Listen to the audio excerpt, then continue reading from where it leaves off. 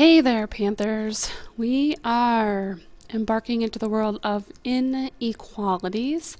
If you remember, in class today we spoke of ice cubes and at what temperature or temperatures would ice freeze, and we came up with a varied answers all across the board. So when we talk about inequalities, we're talking about the possibility of having more than one answer. So our learning target for today is that hopefully by the end of this lesson you'll be able to read and write inequalities and graph them on a number line.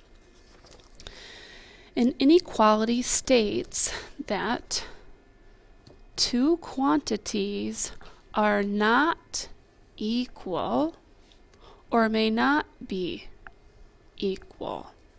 Okay?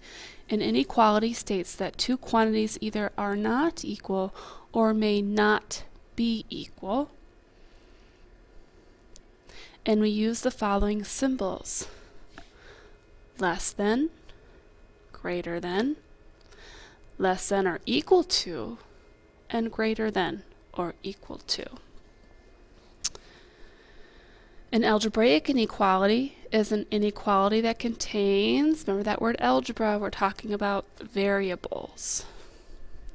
And the solution set, instead of saying we have an answer, we say solution set because it's all of the possible solutions to that inequality. There's not just one right answer. There is a set of many possible answers. Okay.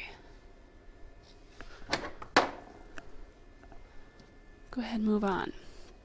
Go ahead and I would suggest pausing the video right now and filling in this table. We'll talk to you a little bit about it. Our first symbol here is less than. Now what I want you to pay attention, and I had trouble with this, I don't think I really figured this out till high school. When is it less than and when is it greater than? Read your symbols left to right. When you look at this symbol, the small part comes first, so that's the less than. You would say something like x is less than 3. If you look at this symbol here, again looking at it left to right, the part that comes first is the big open mouth, so this is the greater than symbol. What I want you to pay attention to on the right here, there are kind of some synonyms, some other ways to say less than or greater than, or less than and equal to, or greater than and equal to. These are very important so that when we look at story problems, these are the key words that you look for that will indicate what correct symbol to use. Okay, so let's take a look at, we have two examples down here on the bottom. Again, if you haven't, go ahead and pause the video and fill in your table and then resume. This open circle, I'm starting right here, this open circle shows that 5 is not a solution. So when we're graphing, we have two options, okay? We have the option of an open circle, and we have the option of a closed circle, okay? And when you have an open circle, the two symbols that you use are greater than and less than. In other words, if I say A is greater than 5, Panthers, is it possible that A is 5? It is not possible because A has to be a number that is greater than 5. So we use an open circle to say it does not include 5. 5 is not a possible solution. And we use the closed circle for our greater than or equal to or less than and equal to symbol. So if it's got that half equal sign, then we use a closed circle.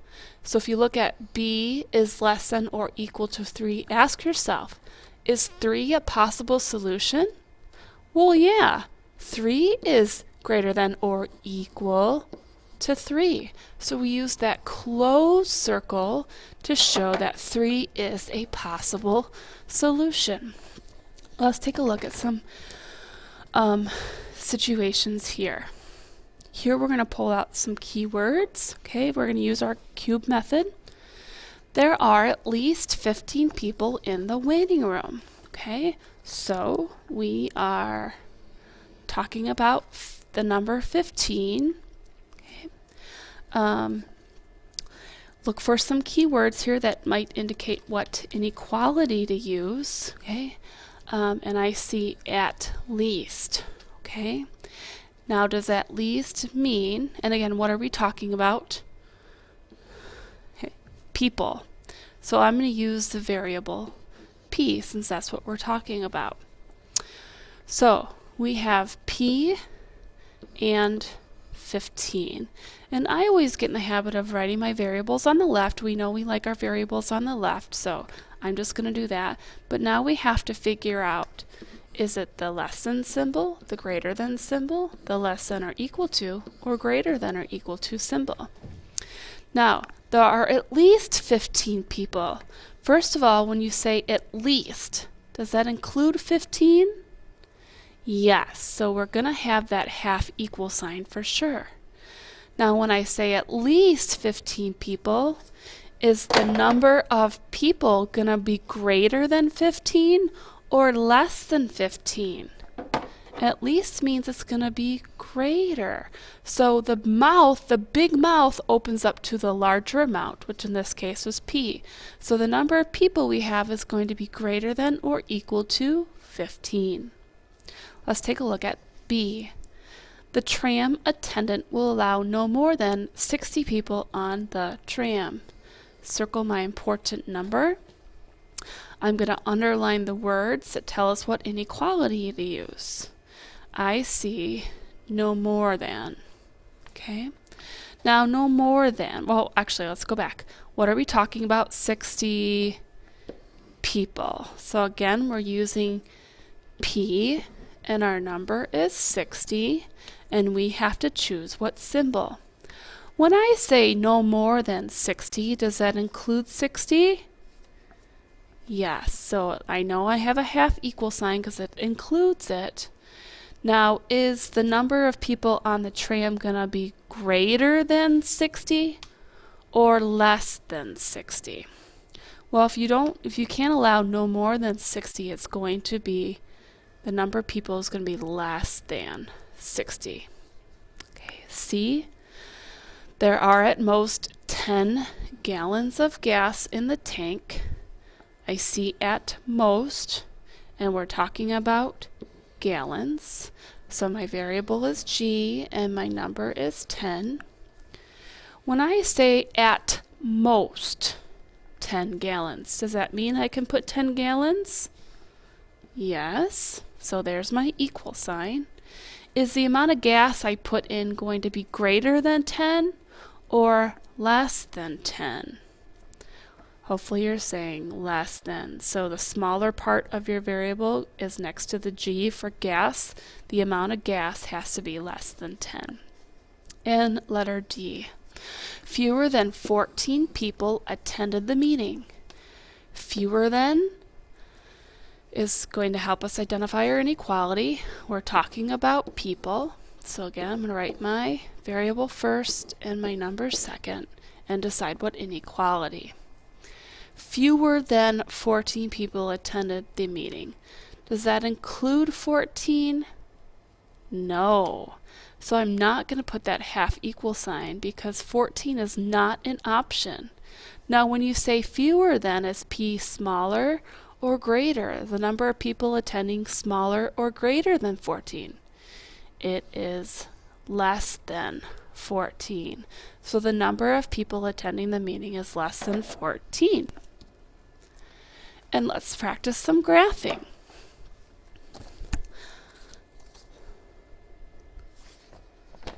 Letter A.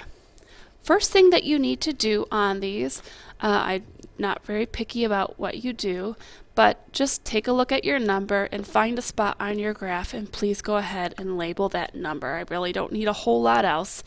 really that number would do. The second step is taking a look at your inequality. And does this have the half equal sign? In other words, does it include 3? It does not. Since it does not have that half equal sign, this is an open circle.